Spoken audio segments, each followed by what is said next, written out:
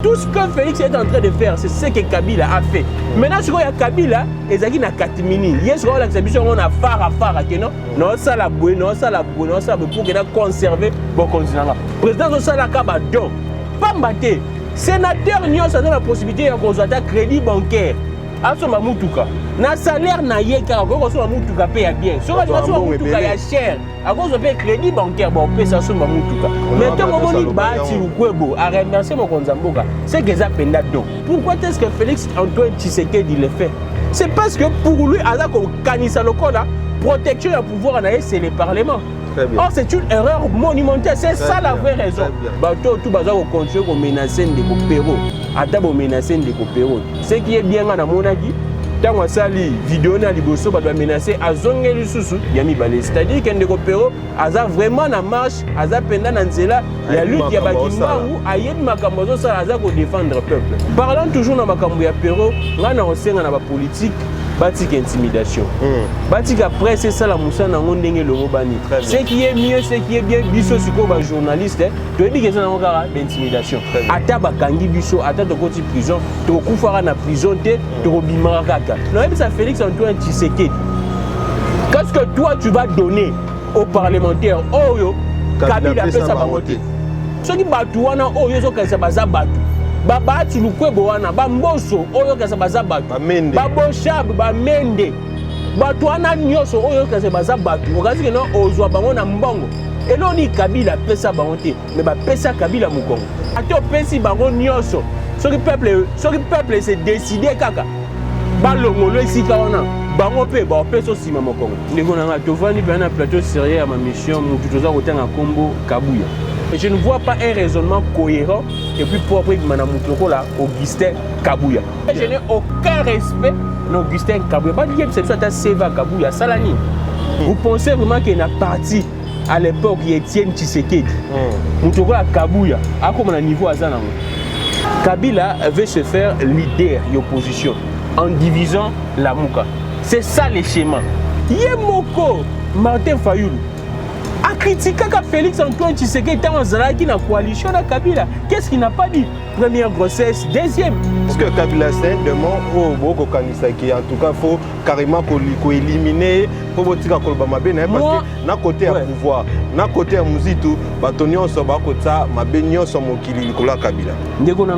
Moi en tout cas, je ne vois pas qu'est-ce que Kabila peut encore apporter dans ces pays. Problème nyon surtout ça dans Mboka Oyo, surtout Mikolo, c'est Kabila. Lelo, Kabila se retrouve dans l'union sacrée, Kabila se retrouve dans la Mouka. C'est ça le schéma. Parce que la bombe, elle va contrôler nos positions, nos majorités. C'est ça le schéma, c'est clair. Si Martin Fayoulou ne le comprend pas.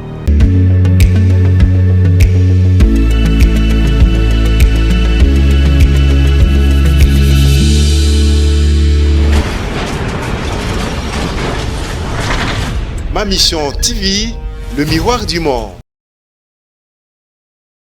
Ma mission au cœur des actualités, mesdames et messieurs, fidèles internautes et chers abonnés, bonjour, bonsoir, bon après-midi, bienvenue dans votre émission Face à Wechi. Face à Wechi, une émission produite par Ma Mission Télévision.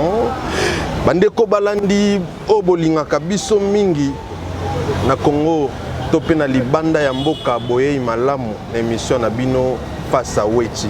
Face à Wechi, émission Oboyebi. Tosolola makambo etali mboka tosolola makambo etali politiko ya mboka na biso lelo na Face à Wechi na yambeli bino moko ya bapanzi sango ndeko Gramuc le grand na yende tokopanza teke na oyo ezali ba actualité oyo koleka na kati ya mboka toko dénoncer oyo ezali ya malamu te pona kosunga eke mboka na biso ekenda liboso na kumela te na kopesa mbote na ndeko na ngai mbote ndeko. Merci beaucoup Ndeko Nangai Wechi, merci Pena Balandinho sur Ma Mission Télévision, c'est un bonheur toujours. Il y a Rosala en face, na journaliste qui a se confirmé, a se confirmé déjà dans Mboka Nabiso depuis ici Kozalaki, Ndeko Nangai Pero Louara, la PC Mbote, Psyka Zali, toujours pour manifester toujours bas soutien. Toujours. Na Moussala Azosala, Moussala Azosala les a très nobles, lutte pour nous défendre le peuple, pour nous libérer Mboka. mboka ya lutte moko noble ba papa na biso ba koko na biso ba Lumumba ba bandango ba Kimbangu ba bandango ba Kimpavita toyena ba Lumumba ba Tutu bazo sala ba lutte wana biso tozala toujours na sima na bango yango wana toujours ngai na opesa longonia na ndeko pero mosala zo sala eza malamu mingi bisika azali ye moko ayebi abanga te a continuer toujours bongo ayeba que un jour aux hommes nobles, la patrie sera toujours très reconnaissante. Et merci Pena Bandeko Bazana Sima, il y a caméra, héros Nabiso dans l'ordre. Olivier Sikou, il est bien depuis qu'il y a un été dans la mission. Je pense que mission est canal. Merci beaucoup. En tout cas, on a félicité parce que vous allez parmi les journalistes qui quand même force. Il y a lobby la oazaline de konabango ya ko se désolidariser te na ndeko pero luara. Avant de côté na mambo ezali na ngana tuna momo tuna concernant biso ba journaliste to remarquer tant makambo e ndongwani awa tant ndeko pero luara asali ba sortie médiatique na e bandeko belé ba pandisa ngo bazaki vraiment mosika makasi même ba o balia kana pero même ba o bazalaki na ye en tout cas to moni bango ko kima makasi tant boko benga bango pona ko luka koloba pona ko défendre mona mboka mais ba kimi makasi est-ce que ça ko banga topé harcèlement pouvoir en place ko ça la biso ndeko mi ko banisa. Au moment où le mboka na biso qui n'est pas un politicien, la même manière que mboka qui n'est pas un journaliste. C'est-à-dire que chacun est derrière ses intérêts. Ceux qui ba bengié ba pesier moi X chose nae, moi soupe nae andaka la mukie a bendani atiki lutte atiki moninga. Or code d'éthique na déontologie na biso ezako senga na biso ba journaliste tous à la solidaire. Il y a moi na ko interpeller ba journaliste nyoso. Oh bah c'est désolidariser qui n'a Pero Luara. C'est une, je ne sais pas, une méchanceté morone à éviter à quel niveau. C'est même la sorcellerie pour aller plus loin. Moi je ne peux pas comprendre un frère au biso tout aux Akinae ensemble. Pour Azuli Kamou, pour Azuli Kamou face à un bourreau, face à un politicien, face aux politiques. Mais Bino Bozu par ya bourreau. Je ne peux pas comprendre devant un oppresseur et un opprimé, vous prenez la part de l'oppresseur. Je ne sais pas. Je ne sais pas comment expliquer ça face à un oppresseur et un opprimé. Vous prenez la place, la part d'un oppresseur. Je ne sais pas comment expliquer ça. Les lois du Pero, l'obi Pero Zouabango. Avant Pero, il y a Mike Moukeba, il y a Daniel Safou, Bandego Eliezer, ainsi de suite. Et au coma, Peter Tiani, Louis France, Bandego Belé, les lois du Pero Louara, parce que lobby et aux Alabango. Bandego Belé te défendra Bango. Pero Louara a défendu les journalistes et Belé a défendu les journalistes Belé. Les lois Zuli Kambou, les journalistes Batikié. Moi je pense que chacun est Sengala Zala face à ses responsabilités. Aïba qui m'a Kambo a sali, Moutouabo Sanyamote. Quand on a Kambou, à Roluka Bato et à défendre et aux ala très compliqué pour naïe. Parce que Kaka Yemoro Nenga Boy côté la bande de Komususu, n'est pas à subir, à retirer à la seule. Alors, on très solitaire, on a solitude, on a Azonga Sima, Aïbakeno, Makambo à Salaki et Zamabe. Parlant toujours dans Makambo ya Pero, on a la politique, batik intimidation. Batik après, c'est ça la moussa dans le Lomobani. Ce qui est mieux, ce qui est bien, biso suko ba journaliste, tu es bien que ça n'a d'intimidation. Ata bakangi biso, ata to koti prison, to kufara na prison te, to bimaraka. Diffamation au bazar au kangela biso, et ça n'a et là, il y a tout au plus 2 ans. Na diffamation, na outrage, na offense, tout au plus en tout cas, c'est 2 ans. Et moi, je pense que journaliste a rebanga société. Journaliste a resala moussala na. Ceux qui politiciens, au lingi basalo diffamation te. Parce que tout ça a un problème encore. Diffamation, na procédure, soit na code pénal, yambo kanabiso, ils ont tout fait. Ils ont la vraie, ils ont la faux. Ceux qui ont dénoncé et que les émoutou oh yo sali dénonciation avec au porte plainte depuis bakangi yo diffamation biso to banga ngo société soki bolingi biso to banga diffamation bido bo sala musana bino ndenge longo bani. On ne peut pas comprendre un pays comme la RDC avec toute la richesse que nous regorgeons tous à l'état où on ne peut pas comprendre. Mokonza Mboka Félix Antoine Tshisekedi a aussi se plaindre devant bakonzi armée en disant que non to dépenser mbongo belé pour makambo est mais résultat eza kolanda te. Soki siko journaliste alobi que non batu bazako détourner mbongo ya armée mbongo ya basoda et comme diffamation. Mokonza Mboka auta indexer armée dans la police pour dire que baza pour quelque chose dans les Canada Est. Voilà. Wana, il n'y a pas de problème. Il n'y a pas de violation, il y a secret défense. Quand un journaliste le dit, et comme il y a secret défense. Non, c'est simplement simple. Dès qu'on a vu sur Israël, Moutumbo. Alors, que non, soldat a pris $20. Tel a plainte belé. Secret défense a violé, ainsi de suite. Ba traqué. Mais mon Konzambo a un lobby qui est armé, baza complice. On a secret défense et ça. Oh, mon Konzambo a un commandant suprême. Il y a un biso journaliste, aussi une diffamation, tu vas en soutien. Au ligne biso to diffamé, il y a na aliment. Nous toi ça na aliment, au moins n'a jamais un journaliste qui diffamé parce que ba résultat est aux à la claire. So Moussa les autres les mama longa ba résultat nyo sur aux à la claire et journaliste a diffamé. Il y a un azor ko interpeller. Bato tout bazar ko continuer ko menacer de ko péro.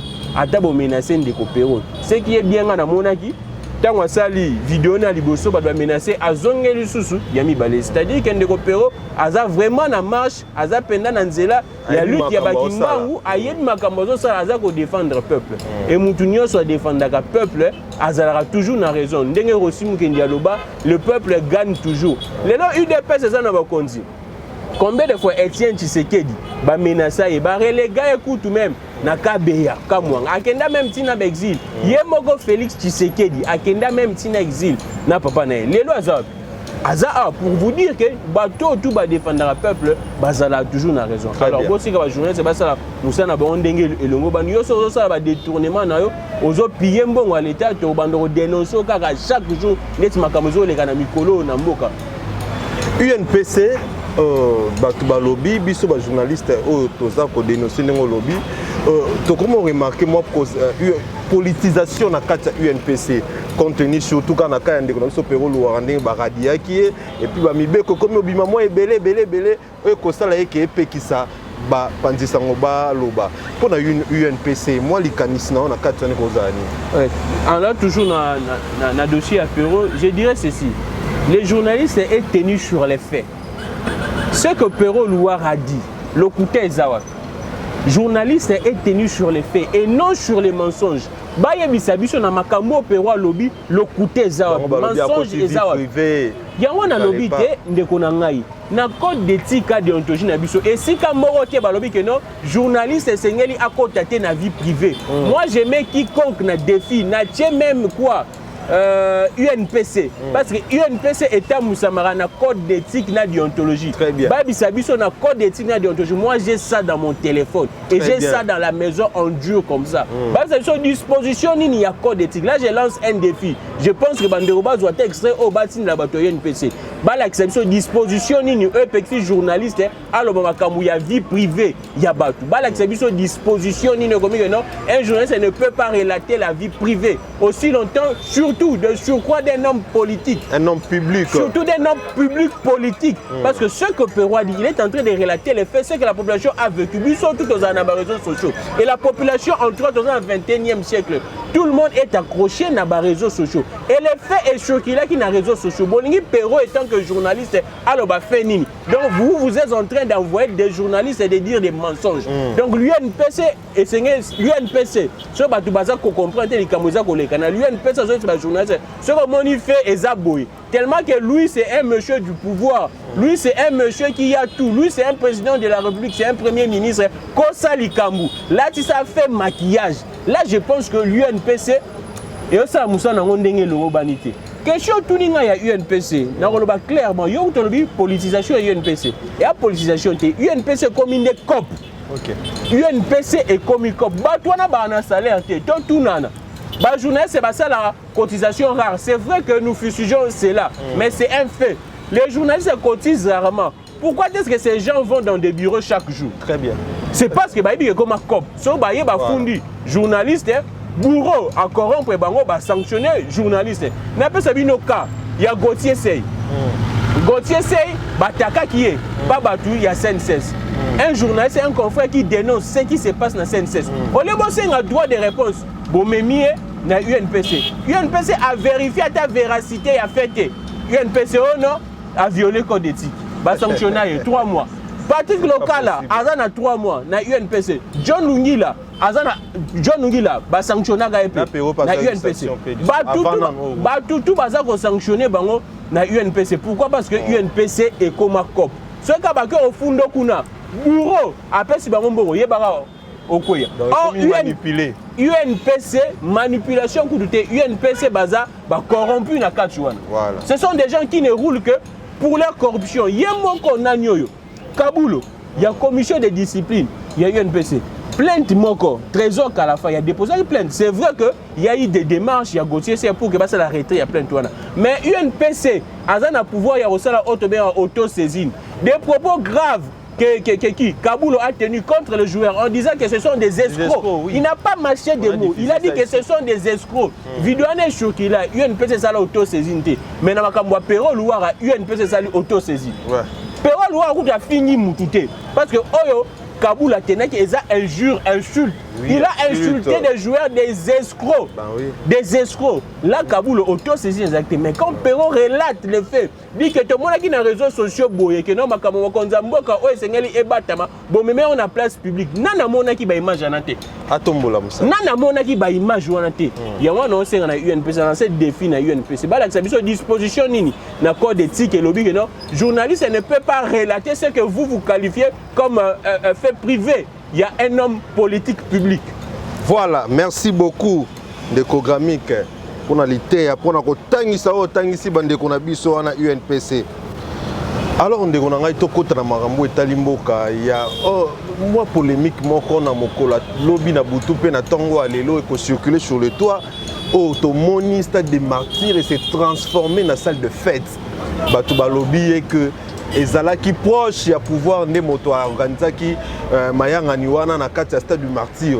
Est-ce que maramoto komona lelo ndeko gamik tokolo banini pouvoir en place et ko sala omo motema na ngwe lingi to pe ko sala makambu pona ko pesa ba kongomani kanda ke kolakisa pena ke pouvoir eza ya bango ndenge ba ko rappeler biso chaque jour. Ndeko na Alexis Wechi nini to monite na pouvoir o.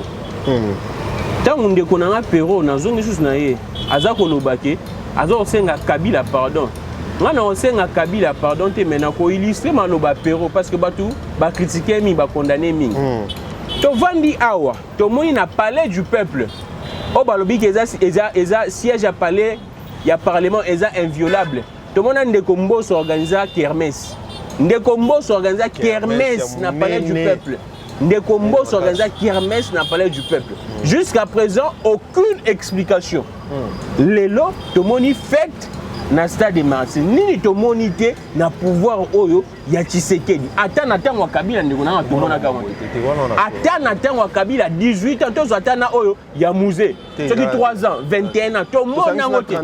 To sangisi yango nyonso depuis que le Congo est Congo depuis 1960 jusqu'à présent nanu to mona te que no ba organiser fête ya bongo un privé un particulier organiser fête. To moni désordre d'instabilité et salamine. Dès qu'on a un abisayo pour que ba réhabiliter stade douana, c'est plus de 6 millions. Balinga ba kangabiso stade, to beta éliminatoire ya mondial na stade douana té.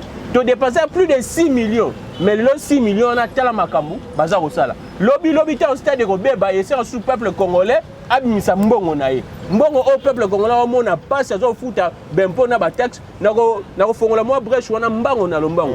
Baza ko traquer ba conducteur awa. Il y a vignette. Nous voudrions dénoncer.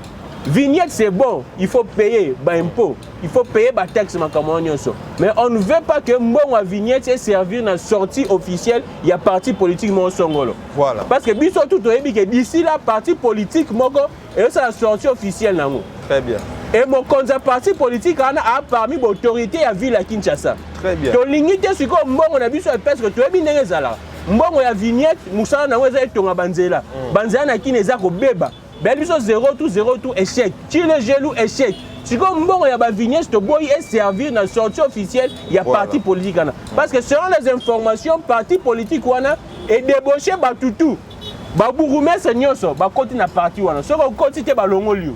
Bourgmestre ba ministre nyonso provincial ba koti na parti politique wana. O bientôt là ba sa sortie officielle na bango. Tolingi te mbongo ya vignette ba komi ko traquer ba tout recouvrement forcé.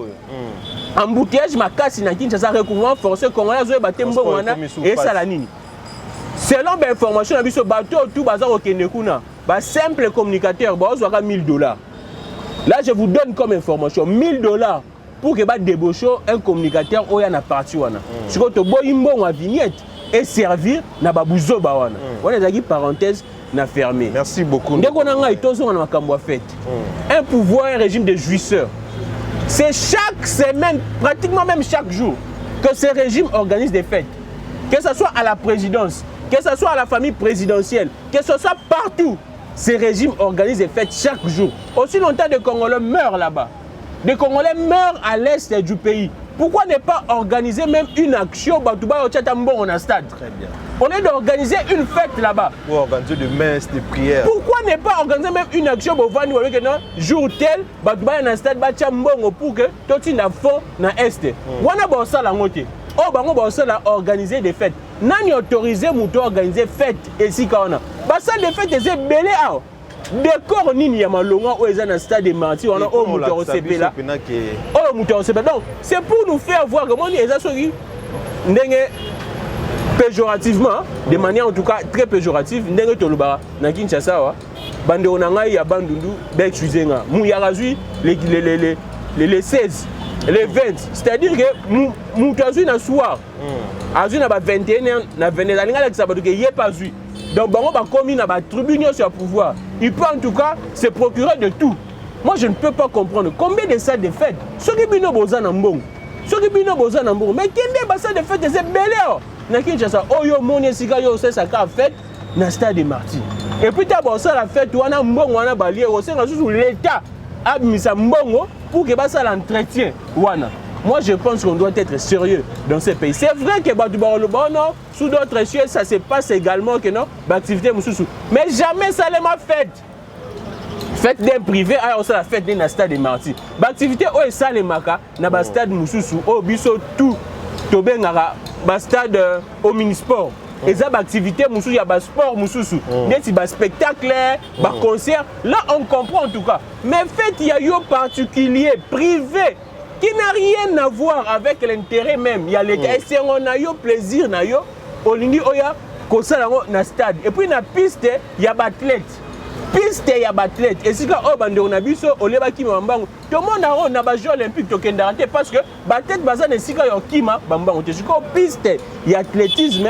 Bino bato parce que muto ko autorisation ça fait toi na essence zagara muto à pouvoir to yebi toi na des approches à pouvoir to yebi exact to yebi wana ku des alika mu ya ko discuter te so oza muto à pouvoir te ozwango te c'est une bêtise qui se fait dans ce pays on a battu toujours kende wapi bolinga bakunda mboka oyo nazwe baté parce que ne bango moko baloba ke mboka kufa apparemment ba na besoin bakunda ngo. C'est ce que j'ai comme l'impression.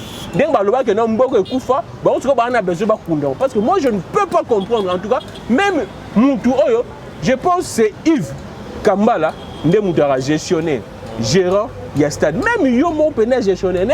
Certainement, il a subi des pressions politiques pour Kantigango. Yomo Pena gestionnaire, il y a stade. Il faut être seulement un incompétent pour le faire. Gestionnaire, il y a stade. D'ici là, tu as éliminatoire, il y a Cannes. So siko batu ya bakafu wana ba FIFA ba yeba tali stade babi que non stade oyo apparemment eza sous na bani noté ba norme té il faut débourser sous mot siko yo gérant il faut être seulement un incompétent pour autoriser makambo bongo. Si tu penses qu'il y a des pressions politiques on fait quoi? On démissionne, on laisse, on dit que non nga makambo non ça monter. Mais quand toi tu le fais c'est être un incompétent avec ces régimes ces pouvoirs des incompétents. Merci beaucoup ndeko na ngai réconciliation Katanga.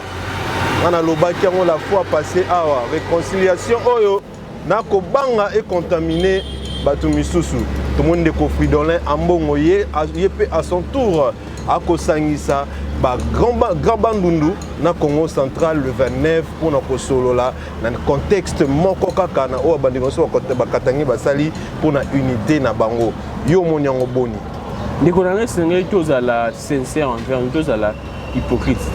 Ce qui se passe, c'est quoi? Les autres tribus ont compris que depuis l'avènement, il y a Félix Antoine Tshisekedi, apparemment il y a un tribu qui essaie un peu de prendre ascenseur l'icolo, il y a une tribu Moussoussou. Ah, comme la précédent, tolobaka na droit akonza kuti amonela batribus biso tout toza na Kinshasa nous voyons comment est-ce que des frères nos frères qu'on qualifie de wewa comment est-ce qu'ils se comportent oloba neboye insolence Asalama B, Asalama Lamou, il a toujours raison. Nous sommes les partis au pouvoir, la famille même présidentielle. Il y a même une dame qui dit que non, moi je suis tribal et les pouvoirs en place, c'est notre pouvoir. Exactement. Si on face à ça, c'est naturel. Face à une menace qui vous guette, en tout cas c'est naturel. Moutounio a sa position, il y a qu'à se défendre. C'est pourquoi les autres tribus cherchent comment est-ce qu'ils peuvent s'unir, se réunir pour que ça la face à une pression au sentir ezakoya. Na un problème ezakoya à venir. Bah comme il y a qu'on penser ah non, ceux qui ont dispersé boye, ni tout le monde a bateau bah il y a risqué bah qu'on s'abisso. Donc c'est un moyen de balobara autodéfense. Autodéfense, ils se créé naturellement. Pourquoi on a été en Kabila, tout le monde a raconté. Kabila, ça n'a pendant longtemps. C'est vrai que les gens peuvent tout dire que non, Baswahili, Bazalaki n'a plus considéré. Mais Baswahili, Bazalaki plus considéré. Bazalaki comment on est la bâtonnière, tout ça, comment on a six côtés. Bazalaki dominé, tout ça, comment on a six côtés. Ce qui se passe, c'est grave. Nous sommes en train de dénoncer le tribalisme. Je sais que le président de la République, Félix-Antoine Tshisekedi, dans la prestation, il y a un serment. Alors clairement que je ne suis pas un président Yabalouba. Je ne suis pas un président ya famille Nanga. Mais c'est vrai, là c'est les propos, les dires. Mais en acte, est-ce que le président de la République pose des actes conformément à ses propos? J'ai dit non. Cortège à Mokonzamboka, ce qui est et Outi Njili, et Tambola, toujours na bawewa. Si le président de la République n'était pas tribal, pourquoi appeler cette injonction pourquoi appeler ça injonction la question que je me pose. Si le président dit que le pouvoir est discours et prestation en serment, pourquoi est-ce qu'il accompagner cortège? Là, je sens une certaine complicité. Pourquoi Mokonzamboka privilégié? Ndeko nangai, tout le monde biso tout ba image awa. Brigade spéciale, ce qui il y a UDPS. Voilà ta tenue. Qui a condamné cela? Quelles sont les enquêtes initiées pour que Batouana bakanga bango? Ce que ça rabattu l'opposition. Ce que ça rabattu l'opposition, Mbeda Tomoni arrestation. Jusqu'à présent, aucune enquête. Et l'équipe Bongo comme un simple fait. Or, c'est très grave. Dans un pays, dans une capitale, dans un pays dit démocratique, on voit ces faits et le président de la République, ses services, Basikali Bouchme, Babetiong Kara, c'est très grave. C'est pourquoi je dénote une certaine complicité dans le chef Yamokonzamora dans tout ce qui se passe. C'est vrai qu'il peut dire ça comme ça clairement, mais quand il pose des actes, on ne sent pas ses propos se traduire en actes. Mutubandi make na malobate, mutubandi make na misala oyo azako sala. Yango na lobi makamutu zo cérémonie ba katange balingi bayokana. C'est parce que ils ont constaté que ils font face à une menace et naturellement il faut se défendre. Et alors la yo ndeko na ando zabe. So moni ke sika oyo eza susu confortable que baza ko futa ote. Moyo li exact oza susu en sécurité, oza en insécurité. Osalani, okima. En tout cas, on s'est protégé. C'est comme ça que tous les autres tribus ont commis comme ça. C'est-à-dire que non. À lui, ceux qui ont toujours dispersés, en ordre de bataille, dispersés, tu gagné. Comme on dit toujours, l'unité fait la force. Tout ça pour faire face à cette menace. Seule la personne qui peut arrêter cette hémorragie, si le président de la République est réellement contre ça, si le président ne veut pas qu'on les qualifie, que Aza complice de Makamboza, ce qui est à faire, c'est d'arrêter cette hémorragie. Il y a Bandeko, Bakassé, Bazarosa. Non, Bandeko na eke, Bandeko na biso, Bakassé, Bazarosa. Biso, tout ça, tout ça, décrit matin, midi, soir. Aucune initiative de la part du président de la République, ni de ses services. Aza une agence Moko, il y a éducation à la citoyenneté, la présidence. Qu'est-ce qu'ils font? Qu'est-ce qu'ils font, cette agence-là? Il y a beaucoup d'agences de la présidence de la République, entre autres agences Wana, il y a éducation à la citoyenneté. C'est ça qu'on doit enseigner aux gens. Quelles sont les actions que pose cette agence? Aussi longtemps ils sont payés des millions de dollars chaque mois. Ils sont mieux payés plus que les enseignants qui souffrent. Au Mokonzambo, ils sont qualifiés à un niveau. Maintenant, ils sont en agence, ils sont à un niveau. Ils sont gardés jusqu'à présent. Ils sont bon pour que ça moussala bossa monter. Quelle est la citoyenneté que ils ont transmettre dans les frères na biso ba kasaye. Ils ont montré que ils ont Mokonzambo, c'est ba niata ba population. Ils sont vendana ba kasaye belé. Tu vas sentir un orgueil exagéré. C'est vrai que parce qu'on a déjà bon. Mais un orgueil exagéré. Je ne suis pas en train de prêcher le tribalisme, mais je suis en train de dire les faits. Comment est-ce que les faits se présentent? Il y a aussi à Mokonzambo, il faut arrêter l'hémorragie. Parce que ceux comme ils battent tout, se replier sur soi et ils ont la mabe. Ils ont bombe à retardement. Conséquence aux années. Il y a une chose. Ils ont bombe à retardement. Ça risque d'éclater. Ça risque d'exploser et de remaîtriser en côté. Ça risque de s'éclater, ça risque d'exploser, de remaîtriser en télé. Les gens voient ça comme ça, mais c'est vrai. Mais au fond, gratte. Quel est le vrai problème au divisa qui va tribuer pour que se réconcilier? Au moins qu'il n'y a pas un grand problème. Il n'y a pas un grand problème. Aujourd'hui, si les Katangais se tiraillent na kati, exactement se tiraillent na kati, c'est parce qu'il y a une frustration. Là, on est dit Kaya Katanga.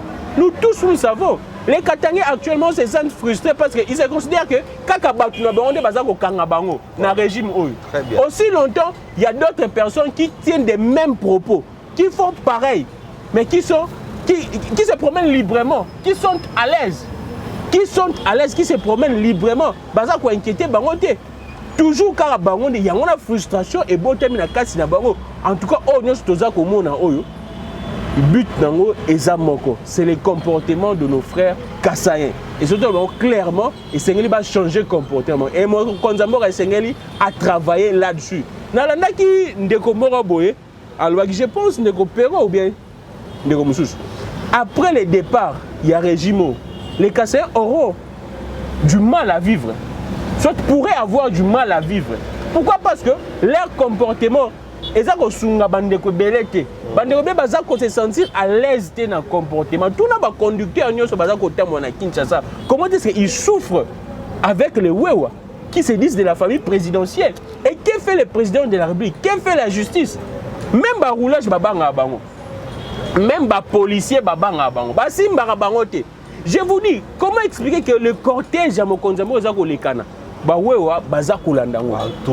c'est même une insécurité pour le président de la République. On peut infiltrer quelqu'un. On peut infiltrer quelqu'un comme Wewa, à qui on peut exploser. Il peut exploser. Maintenant, comment est-ce que le président peut laisser ce genre de choses? Moi, je suis très déçu et je ne peux pas comprendre. Il y a la conséquence, la cause, la vraie cause, c'est ces régimes. C'est ces régimes. Tomoni bati luko boko sepela pe ko remercier Mokonzambo kandenga pesi bango ba palissade. Est-ce que un président peut faire le don aux élites? Ndeko nangai flatterie. Soit jalé le zana âge nango. Ezana âge bati à un niveau ça la flatterie, à un niveau ça la jalé loté. Et puis c'est indécent. Qu'est-ce que Kabila n'a pas donné à Bati pour que l'élo Moutoko a Bati ça la jalé lo? Moi, je peux comprendre, dans le stade actuel, Bati s'est retiré, mais parce qu'il a tout gagné. Qu'est-ce que Bati n'a pas gagné? Ok, à s'éterniser en faisant des flatteries. Ce que Bati est en train de faire, ce ne sont que des flatteries pour attirer la sympathie à garder toujours. Makambouya IGF, Makambouya seulement dépassement budgétaire dans la présidence. IGF sera bandi banquette suite au baraté. Mais ma pour na kaya Gentini Ngobila. À ça la banquette, mission d'enquête dans gouvernorat provincial ya Kinshasa jusqu'à présent ba résultat tout ça ko baté. C'est vrai que IGF on sera zo sala. Ba congolais belé baza ko se plaindre. Boyena tonu mo ba suka. Yangote makamona tout zo ba opinion so comme tu na ba question na tout. Makambo banquette ya présidence, makambo banquette na Gentini Ngobila, makambo na Tony Mwaba et si la Kabu, tout ça l'opinion s'inquiète. Je la linguette, même si vous faites un grand travail, mais s'il y a déjà des flous, la mutuelle population, grand travail wana baromo nango société. Travail sur l'ingé à succès, il fait à la 100% succès. Et non tout le monde a bicoté monsieur sur enquête et ça l'est bien, bicoté monsieur sur enquête et ça flou. Et on doit interpeller IGF. À qui na présidence parce que tu bandé ko lobela makama présidence au salaka ba don. Pas mbaté. sénateur nyonso aza na possibilité ya kozwa ata crédit bancaire asomba mutuka na salaire na ye kaka okosomba mutuka mpe ya bien soki alingi asomba mutuka ya cher akozwa mpe crédit bancaire baopesa asomba mutuka mais ntongo omoni Bahati Lukwebo aremercie mokonzi ya mboka seke eza mpenza don biso tu toyokaki bodio ya mboso c'est vrai que ils ont dit que ezalaki bodio moko trafiqué mais biso tu toyebi un député akoki kozwa don soki député provincial akoki kozwa don na banque plus de 100 000 pourquoi somba mutuka na bien maintenant fortiori un député national un sénateur c'est pour vous dire que quand Bahati dit ça mutoko Bahati c'est chef de corps chef institution moko sala akozwa don mokonzi ya mboka na yebi te pourquoi faire souffrir le peuple aussi longtemps enseignant bientôt là bazar déjà quoi annoncer grève bientôt oui enseignant bazar ko menacer grève ba médecin bazar ko futa ma bientôt mbongo wana mokonzi ko ko zonga te ba futa ta ba enseignant ba excellent te ba militaire ba te ba forme ba militaire ba fonctionner ba to ba ko mona pasi ba to ba DGI bazo sala exploit na ba recette selon ba information na bango baza ko lelaka chaque jour prime na bango baza ko pesa te bango zota mbongo wana ba pesa bango mais quand vous prenez cet argent vous faites des dons aux députés qui ont déjà des jeeps qui ont une vie de luxe vous faites ça maintenant vous voulez que la population dise quoi que la population voit que Bino besoin qu'on travaille na peuple d'abord vous êtes vraiment pour le peuple slogan ya peuple d'abord et kenda nga na mona ce niveau bunga slogan ya peuple d'abord et kenda si na UDPS bango moko ba originaire ba créateur ba initiateur ba auteur ya concept ana concept on a peuple d'abord et ça soutien na UDPS ba to UDPS baza ko la matin midi soir biso tout le monde qui ndeko na biso fils mukoko comment est-ce que aza ko lela fils mukoko comment est-ce que aza ko lela alors que clairement ouvertement que ba combattre baza ko souffrir alors peuple d'abord et kenab ce qui peuple d'abord est comme autorité d'abord et comme peuple d'abord le peuple doit être et s'est transformé en autorité d'abord pourquoi est-ce que Félix Antoine Tshisekedi le fait c'est parce que pour lui aza ko kanisa lokola protection du pouvoir en c'est le parlement. Or, c'est une erreur monumentale. C'est ça la vraie raison. Très bien. Félix Tshisekedi est en train de penser que protection et pouvoir en c'est avoir les parlements dans sa poche. Exact. Non, même ça, Félix Antoine Tshisekedi. Qu'est-ce que toi, tu vas donner aux parlementaires? Oh, yo, Kabila Pesa Bangote. Qu'est-ce que toi, tu peux donner aux parlementaires au Kabila Pesa Bangote? Ceux qui battent parlementaires, ceux qui battent, oh, yo, so, battu.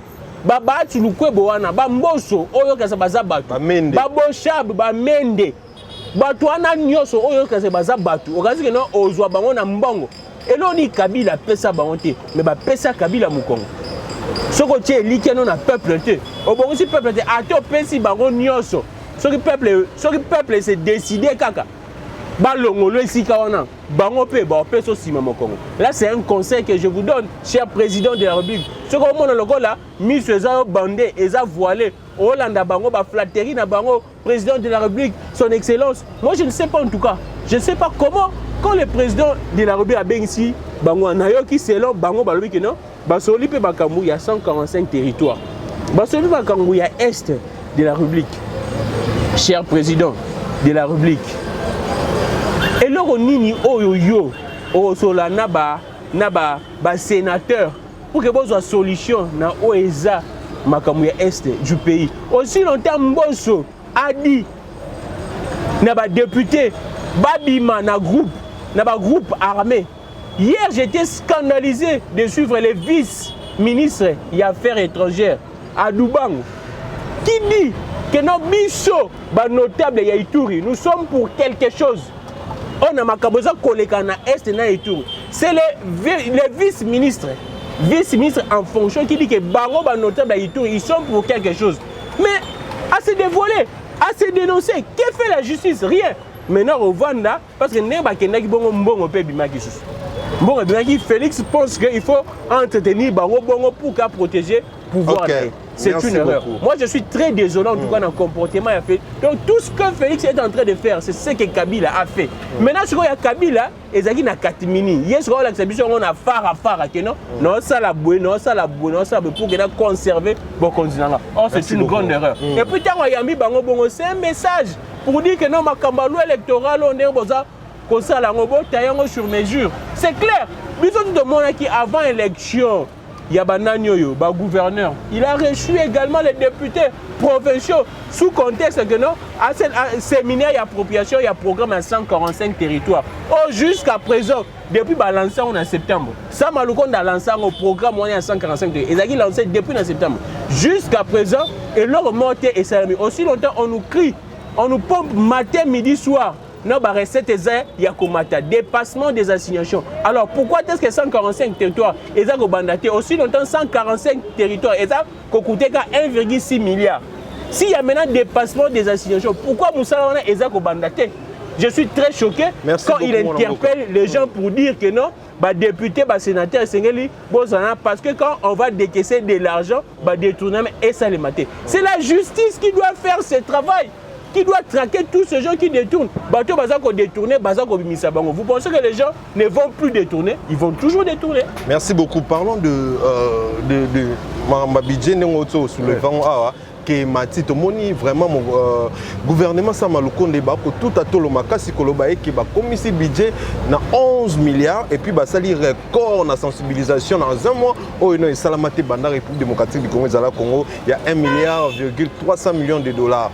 Est-ce qu'on peut dire bravo na gouvernement Samalukonde? Et ça est fort mon raté. Gouvernement Samalukonde un gouvernement il y a incompétent. Ok. Na bandé dans le gouvernement Samalukonde un gouvernement il y a incompétent. Si moi je pourrais dire bravo, bien que je ne suis pas en train de croire dans ce qui se passe, mais si au moins je pourrais dire bravo et ça n'a pas fonctionnaire à l'État. Ok. Papa na biso ba souler liama, ba fouta bango bien té.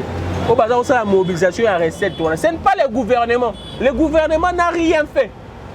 Parmi les éléments où il soit dépassement il y a assignation. Et ça, et là, il y a Motouya. La matière première est Mati Libanda. La matière première est Mati Libanda. Bande konabiso ba papa na biso ba fonctionnaire o ba na souci ya mboka o ba tambola sakako chez bebo mo lipekete ngama ba ko sala mobilisation des recettes ba ko ne ko collecter mbongo ko récolter mbongo na ndenge ya sembo bango ne serait to beta bango longo na papa na biso baza ba congolais ba sala musala ya makasi o l'état bo ko pesa bango prime parce que jusqu'à présent baza ko le la ba prime na bango. Ne parlons même pas dans cette histoire il y a gouvernement parce que le gouvernement linga saka o bien la récupération politique. La gloire. Ce qui dépassement des assignations de Bazar Koloba. Bango que non effort, il y a Sama Lukonde. N'a pas sabino il est essentiellement simple. N'a pas si on a des médias et belé. N'a sabino que le gouvernement ça mais ça ben incompétent.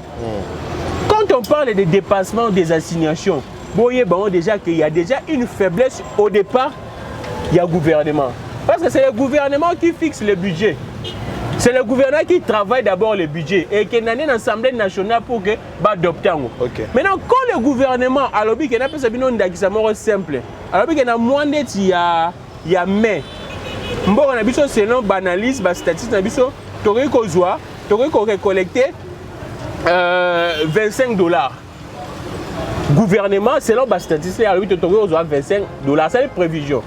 Et que sur le terrain, les fonctionnaires vont récolter $1000. C'est-à-dire que le gouvernement était incapable de savoir, de quantifier la valeur et la richesse de la mission. Et alors, on a besoin d'un exemple simple. Tu as ma mission TV. Yo lobi que non, ma mission, si tu estimes la valeur, tu montres que ça coûte $25. Si tu as libanda, ma mission n'est pas 25 et $1000. Si tu as libanda, tu as $25 qui est incompétent. Parce qu'il y a une valeur, il y a ma mission. Il y a un gouvernement. Très bien. Quand on parle de dépassement des assignations, c'est-à-dire que le gouvernement a ça matin, on a des assignations, on a assez. C'est-à-dire que le gouvernement a la valeur X, Y, et la sensibilisation, mobilisation, il y a des recettes à niveau X. Ou soit, on a encore pour que tu aies un détourné. C'est-à-dire que ces deux raisons-là, soit baza incompétent, il y a valeur, il y a richesse, il y a valeur, il y a matière première, il y a richesse pour que tu aies en français sous-évaluation. Il y a un gouvernement, ça, mais ça qui il y a l'accès à une compétence là-bas. Soit on a encore pour que Mbongo soit côté belé, tellement un budget que non, tu as autant, bon côté belé, on a surplus, on a battu, on a libéré na bango. yango toza koyebisa bango soki dépassement des assignations eza babanda programme ya 145 territoire. Pourquoi baza ko banda programme ya 145 territoire te population te mbongo ngo kasi yango naza koloba te tina nango eza nini ndeko nanga dépasse soki tomoni dépassement des assignations et seigneur ba fonctionnaire salaire et matamakas donc ndeko muzito asalaki makambo wana tomonaki amati salaki ba fonctionnaire salaire ba médecin salaire et mataki ba tout salaire et mataki mais tant bango salaire ndeko ya 30% babi à mois prochain et comme 45% ndeko nanga 30% obi salaire de base na par exemple il y a militaire ils arrivent combien 170 000 francs moins de $100 salaire de base à militaire zaki 170 000 francs sauf que ba bakise les 30% bah comme je pense na ba 220 000 non comme ouais 215 000 a comme deti na $105 tano niveau ndeko nanga $105 au sana on ina Kinshasa lelo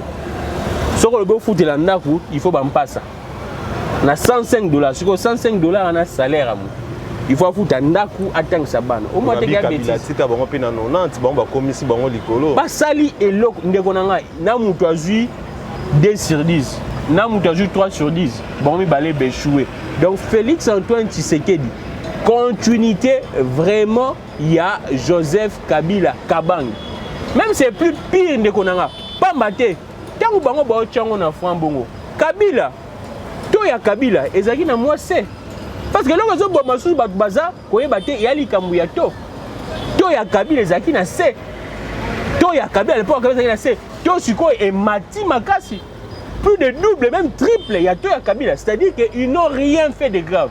Que les chiffres ne vous trompent pas. Zouango transformé en $1 au moins qui basali et l'autre côté. C'est même plus pire parce que vie comme sous cher makasi. Les gens ne savent même pas acheter des choses avec mon bazar. Kabouya il de pèse à lobby et que vie comme coûte bien pour ceux qui ont donc 100 000 francs, on commence à 300 000 francs, tali peut mettre 1500 et qu'on sale l'autre côté.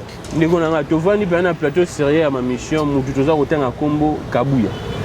Je pense que même bandeko bazar Kulanda biso bomona biso toi sous sérieux to bébé mission to bébé mission vous pensez vraiment qu'il y a une partie à l'époque il Étienne Tshisekedi mutoko ya Kabouya a comme na niveau azanango quand Étienne Tshisekedi était vraiment Étienne Tshisekedi quand il y avait des Moleka quand il y avait des Mutanda quand il y avait des Jacquemain Chabani à l'époque Kabouya azaba na place Kabouya na place tant ba Jacquemain Chabani bazalaki tant ba Mutanda bazalaki tant ou nanyo Mole kazalaki Kabouya azaki na même rang na ba fils Mokoko babaki Kadhafi na époque Kabouya azaki na même rang na fils kasi on na biso te tant ba Jacquemain Chabani bazalaki tant ou ba vie na biso yo les noms échappent bazo bois qui c'est trop na eu des azara mailler le fort azara juriste je pense na mon épée kala tant ba vie na biso na penda bazalaki na eu des pèses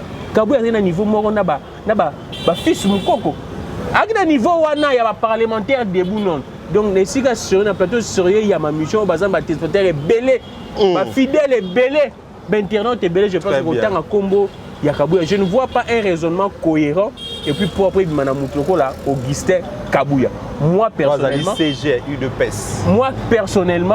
je n'ai aucun respect sur le plan intellectuel.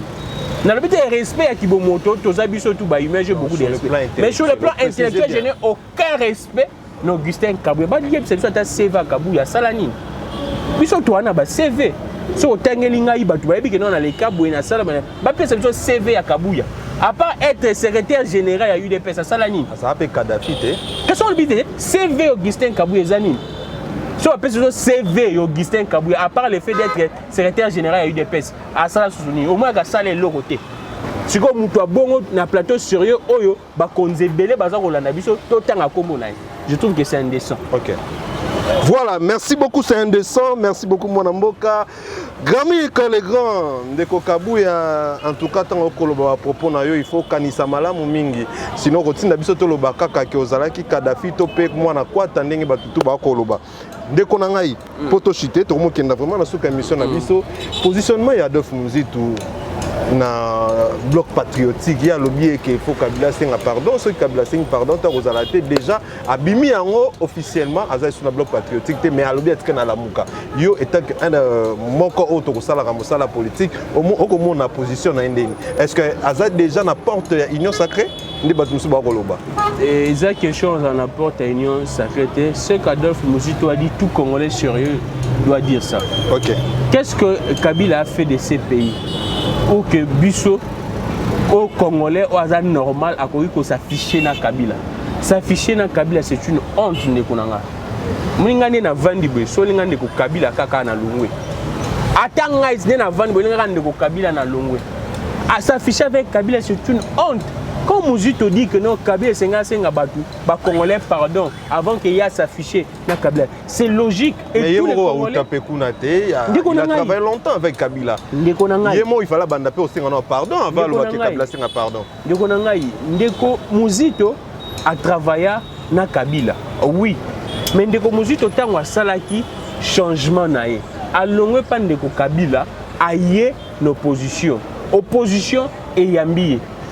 Et c'est considéré local là, Ndeko Muzito a sengi pardon la population. Parce que l'opposition mute yamba Ndeko Muzito est présenté qui est. Donc Bisso on s'en tient na position et opposition à l'époque. Ndenge yambaki Ndeko Muzito. Ce qu'on Ndeko Kabila aye ali à s'afficher na bandeko ya lamuka. Ndeko Muzito c'est simplement ceux qui au lobby que non makamuna cela qui au reconnaître non, parce que la population c'est plein matin, midi soir. Même hier, Mogo Fayou, c'est plein que Bayiba qui est. Et Muzito que parmi l'homme orchestre, bateau orchestre, des hommes orchestre, il y a forfaiture, il y a fraude électorale. Il y a 2018. Kabila, Aza même quoi les manipulateurs en chef. Asenga, pardon. Mais c'est légitime. Soit Asengi, pardon, mais le fait qu'à reconnaître que notre salaire c'est légitime. Au lieu que, et comme un mélange, Martin Fayoulou a critiqué Félix Antoine Tshisekedi était en Zalaki dans la coalition de Kabila. Qu'est-ce qu'il n'a pas dit? Première grossesse, deuxième. Maintenant, quand on se dit que non, actuellement, on ne peut pas en tout cas Koyana Kabila parce que c'est lui. Ça devient un problème. Est-ce que Kabila Sen demande au Boko Kanisaki en tout cas il faut carrément éliminer pour parce que na côté à pouvoir na côté à Muzito batonion so bakota mabenyo so mokili likola Kabila. Ndeko nangai, moi en tout cas je ne vois pas qu'est-ce que Kabila peut encore apporter dans ces pays. Moi je ne vois pas ce que Kabila peut encore apporter dans ces pays. Moi je ne vois pas. Problème nyonso tozana on mboka oyo, surtout mikolo c'est Kabila.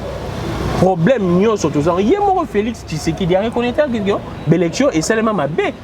Félix Tshisekedi a dissoudre parallèlement na changement ya majorité récalculation ya majorité. Il a reconnu ça que l'élection c'est seulement ma baie.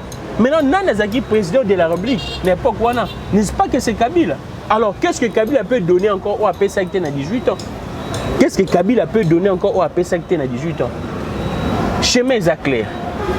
Kabila veut se faire leader de l'opposition en divisant la Mouka. C'est ça le schéma. Batika la Baoumi Balé, Namoutunaye Félix. Bakoumako gérer. Lélo, Kabila se retrouve dans l'union sacrée, Kabila se retrouve dans la Mouka. C'est ça le schéma. Batika la Baoumi Balé va contrôler nos positions, la majorité. C'est ça le schéma, c'est clair. Si Martin Fayoulou ne le comprend pas, est-ce la Mouka a vraiment besoin de Kabila? Disons-le clairement, la Mouka a besoin de Kabila. Moi, je ne pense pas. L'union fait la force. Est-ce que la population adhère dans ça? Temoula Libanda, aux hommes au Panzisango. Ça là, micro-trottoir. Toute la population, ceux qui ils sont d'accord, si le peuple est d'accord avec le rapprochement de Kabila, dans la Mouka, Kabila, mais il y a un crachat pour le peuple congolais. Sur le Tangeli Moutou Kabila, Nanzela, et à l'okolo bois qu'elle est soy. Alors, tu peux comme Kabila. Maintenant, comme Kabila, ils ont sous na monoko na biso. Moi c'est indécent. Moi, je n'aime même pas parler de ces noms. Je n'aime même pas parler de ces noms. Kabila, tu sais que Togolo Banani a zappé, moi malade, na bango mi balé. Comme moi nani, après pouvoir et que ça la mabé ma casse. Azate. Na bango balé. Bango nyonso bazate. bango mibale bakoti na page sombre ya histoire na Tshisekedi na Kabila bakoti na page sombre ya histoire mutu moko te nga na otanga kombo na bango mutu moko te peuple congolais organisa na Tshisekedi na Kabila mutu te en tout cas mutu moko te donc nga Kabila na Tshisekedi ya lokola oyebisi ngai fulu oyo ya mukie na fulu oyo ya mukie nini eza mabe makasi nyonso ya bafulu ya lokola oyebisi ngai mai ya kalamu na mai ya njili nini ya salite makasi nyonso ya ka salite bakombo ndeka ekeseni Kabila na Félix bango mibale bakaka impropre na consommation ya peuple bakombo ka ndeka ekeseni o kombo na Félix o kombo na Kabila ya lokola mai ya njili na mai ya kalamu nyonso eza salite nyonso soko meli yango obela yaka wana kombo na mai ya njili wana kombo na ngo mai ya kalamu. Et si demain on voit Adolphe Muzitu na côté Union Sacrée partout parce que batebe ba koloba ki arolinga kenda kuna pour ba déjà ba éloge dans gouvernement Samba Lukonde alobi kelo ba sali salamate en tout cas bravo même ya salangote solo bito moni na Union Sacrée kolobani. Oui, en fait wadeza batu baza ko vulgariser message wana eza batu plus ya côté ya Martin Fayulu pour essayer un peu d'expliquer les rapprochements na Kabila. Il n'y a rien à voir. Mais ce qui Muzito Alinga Kende pas Félix Tshisekedi aye bango ke Muzito a déjà na tâche, c'est que tout le monde clairement le fait qu'à travailler na Kabila. Ce qui a été sous na Félix a mis bomi politiquement. Ce qui a été na Félix a mis bomi politiquement. Là la population ne va même plus excuser. Parce que ça a un problème le fait qu'à travailler na Kabila. Il peut tout dire que non, j'ai fait na sala ba bravoure, j'ai fait tout ce que wana tout bomona na sala boy. Mais sur la question na Félix en tout cas c'est de trop. Et vous avez la dernière goutte oyo et qu'on déborder vase.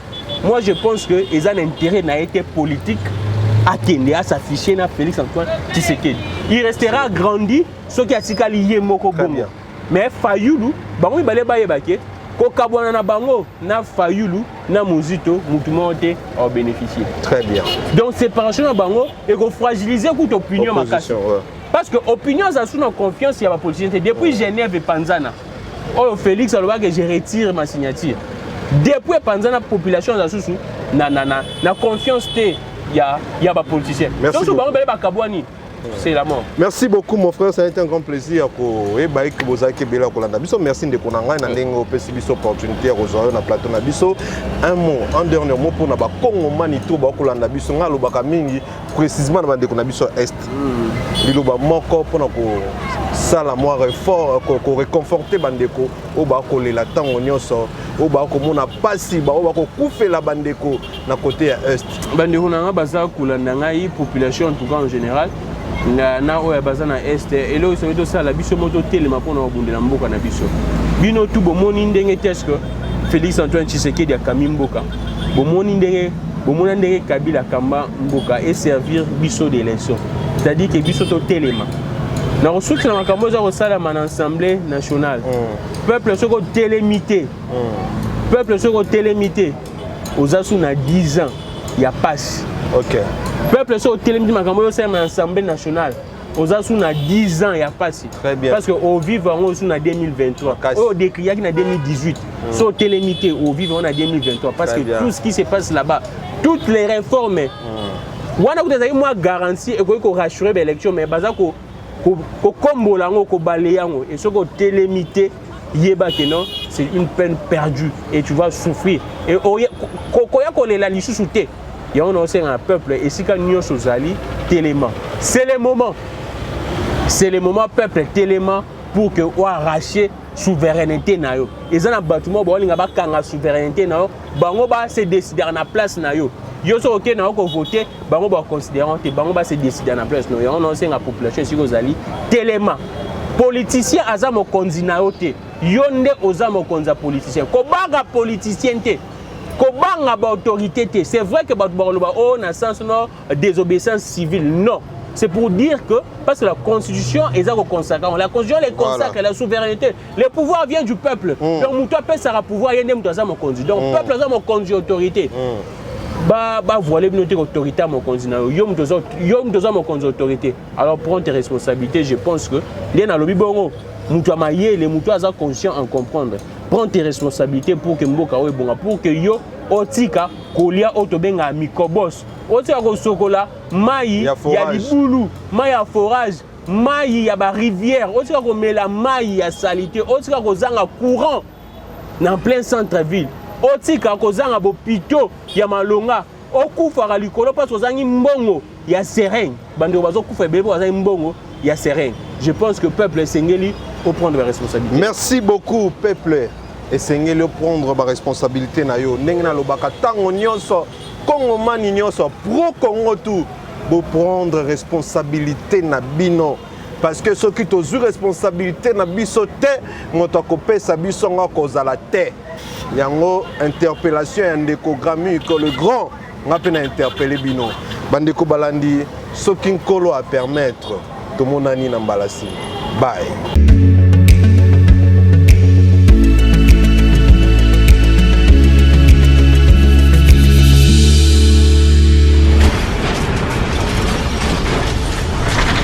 Ma mission TV, le miroir du monde.